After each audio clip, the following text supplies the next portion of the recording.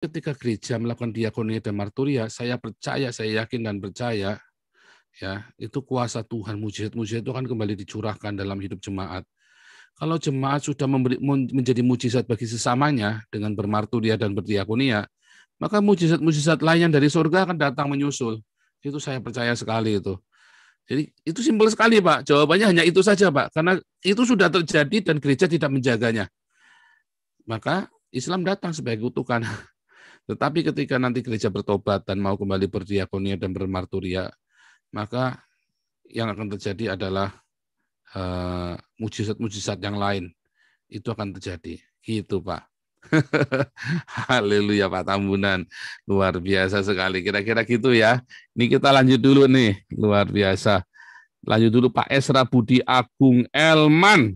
Pak Esra Budi Agung Elman, silakan di-unmute, Pak. Shalom, nabiku. Shalom, wihi, shalom para nabi. Jadi bukan nabinya agama siapa-siapa, nabi saya ini. Iya, sesama nabi dilarang saling mendahului. Ya. Ya, saya hanya bersyukur ada Bapak Paul. Ya. Kenapa banyak hamba Tuhan yang menolak Bapak Paul? Karena mereka itu pinter-pinter, doktor, S1, S2. Kalau menerima Bapak Paul, mereka mengakui kalau mereka itu bodoh. Pertama itu. Saya juga dokter juga, Pak. Terus masalah yang kedua, masalah toa. Sebenarnya ini menyangkut keimanan toa itu, Pak. Kenapa? Kalau toa itu dikumandangkan terus, saya itu loh sampai hafal. Sampai hafal itu dalam hati saya ini ajan sendiri, gitu loh. Jadi kalau saya ajan sendiri berarti saya kan menyangkal Yesus. Nah, sama kayak lagu-lagu yang saya tidak suka, kayak lagu-lagu apa yang sering diulang-ulang, itu nyanyi sendiri dalam diri saya. Kalau maksud saya, kalau hal itu muncul dalam diri saya, berarti saya menghujat Tuhan. Dan itu menurut saya yang mereka inginkan, gitu loh. Dan itu yang tidak kami inginkan sebagai minoritas. Maksud saya paham itu, Pak. Tetapi mereka sengaja memang supaya memang itu hafal sendiri di hati kita, Pak. Makanya dicuci otak kita itu dengan toa itu, Pak. Nah, ya, tujuannya memang yang, itu. Itu memang yang saya di negara komunis. Itu. Makanya saya bilang Islam itu nggak jauh dari komunis. Sama itu Uighur itu di camp. Mereka kan sambil kerja kan di camp itu kan suruh kerja kan, dibayar tapi suruh kerja kan. Terus di belakang mereka itu diulang-ulang khotbah-khotbah komunis itu, Pak. Iya. Jadi pakai toa di belakangnya itu. Komunis itu adalah Tuhanmu, komunis itu yang kasih kamu makan, komunis yang berjasa, komunis yang mendirikan negara Cina, komunis yang begini, komunis. Diulang sampai mereka hafal, Pak. Sampai mereka tuh dicuci otaknya dengan. Nah itu sama, toa masjid itu memang buat cuci otak kita. Makanya otak-otak kita, orang-orang di Indonesia, yang Kristen pun di framing dengan ketakutan, dengan framing-framing Arab. Bahkan orang-orang yang non-Islam pun akhirnya berpikir walaupun tidak percaya, tetapi di framing dengan pikiran model-model Arab, dengan ketakutan, dengan definisi mereka, surga nerakanya pun kita udah berubah nggak karu-karuan. Makanya banyak pendeta-pendeta, banyak orang-orang Kristen pun dapat penglihatan nerakanya itu kayak nerakanya Islam.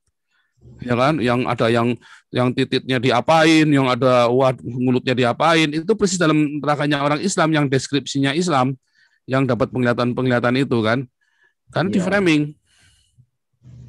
Iya, memang tujuannya itu. Jadi untuk saya kadang iman mereka itu muncul dalam hati saya, kata-kata itu kayak sampai hafal lah intinya. Nah, maksud saya masa saya harus baptis ulang seperti itu, Pak? Kalau seperti itu kan sama saja. Enggak baptis ulang kan kita nggak percaya. Sekali saja kan.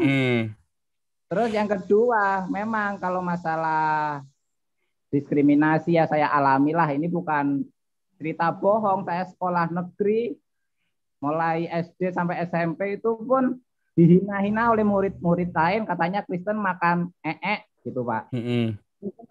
Kristen makan Lah saya kan jengkel, saya bales. Kamu yang makan itu. Lah saya sampai dibawa di kantor itu, dimarahi sampai sama guru-guru. Dari itu saya mikir, oh Tuhan, aku salahnya apa ya, seperti itu. Jadi memang kita perlu pembelaan, perlu kebenaran, perlu dunia itu melihat, bahkan ditanam bahwa Kristen itu agama penjajah, Kristen itu kejam, Kristen itu nanti masa penganiayaan dibantai. Jadi sebelum itu terjadi lebih baik Esra ini masuk Islam aja gitu, kata guru agama dulu. Ya seperti itulah Pak. Sekian, terima kasih. Itu kalau kamu lagi di Eropa, guru agamanya dilaporkan ke polisi, masuk penjara itu langsung tuh. Nah itulah hukumnya Indonesia, ya kan. Nah itu kemarin kalau ngajari itu coba kalau ada guru agama Kristen ngajari itu ke siswanya, dimasukkan penjara itu. Nanti Islam itu nanti masuk neraka. Coba ngajari yang saya ngomongkan itu nanti Muhammad, ya Imam Mahdi sama Allah SWT kan masuk neraka. Wah itu langsung masuk penjara itu. Ya kan, nah, karena itu hate speech, ya kan, itu hate speech. Kalau di Eropa itu kita ngajarkan ke murid-murid dalam suasana formal, ya itu namanya hate speech. Tapi kalau dalam begini kita namanya kritik sosial. Kalau kita sedang melakukannya di tempat umum bersama-sama. Nah, tapi kalau kita sengaja mengindoktrinasi ke murid-murid kita, ya di dalam sekolah publik itu hate speech, nggak boleh. Nah, kalau kita ini sekarang melakukan kritik sosial, membandingkan kita menjawab apa yang mereka tuduhkan kepada kita, soalnya kan, sama seperti itu tadi. Ya, itu nanti kiamat akan terjadi, tidak akan tidak terjadi kiamat sebelum orang-orang Islam itu membunuhin orang Yahudi kan. Nah, itu sebenarnya antisemitik. Kalau di sini tuh, wah, kalau Muhammad hidup di zaman sekarang itu bisa langsung dikena ini. Makanya saya lagi berencana untuk Mahkamah Internasional ya, mengadili Muhammad di Mahkamah Internasional itu. Ya, nanti kita satu-satu ya. Itu rencananya saya mau mengadili Muhammad in absentia karena ujaran antisemitik dan hate speech-nya terhadap orang-orang yang bukan Islam. Nah, yang doakan saja ya supaya satu-satu kita bereskan ini. Luar biasa. Oke, kejam-kejam, penistaan, Interpol. Itu tangkepin dulu itu CK, Amaruf Amin, Amin Rais, tangkepin dulu deh itu dah. Ya Waloni, Irena Handono. Saya ini hanya kutu di seberang samudra dengan sejuta toha. Oke, lanjut ini Pak Laptop, silakan Pak Laptop, di unmute. Mana nih Pak Laptop? Ya. Rahayu. Rahayu, swastiastu. Ini ada 3.000 orang Islam sedang tarawih di live YouTube kita, luar biasa. Selamat menunaikan tarawih bersama Nabi ke-26. Tausiah Nabi ke-26. Silakan.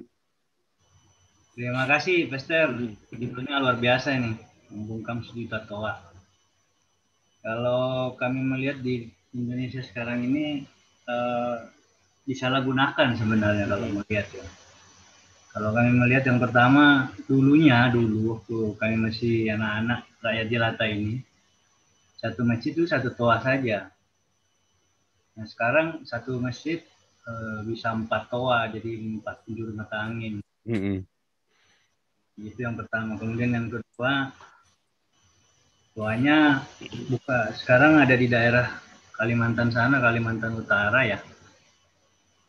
Ada satu masjid, di belakangnya ada tower. Nah, toanya bukan di masjid itu, tapi di atas tower itu. Sehingga suaranya makin luas, dan itu sehingga masyarakat itu komplain tapi nggak berani. Ini yang disalahgunakan.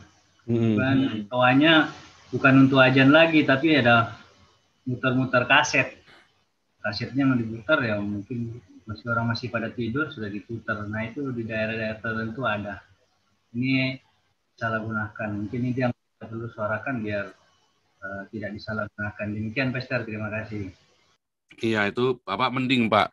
Bapak itu toanya 4 penjuru mata angin di masjid kecil di belakang rumah kami dulu Pak. Toanya 4-4-4-nya diarahkan ke rumah saya Pak. Setan juga kan. Itu mending Bapak itu 4 penjuru mata angin. Itu 4-4-nya diarahkan ke rumah saya Pak. Aduh. Ada-ada aja ini.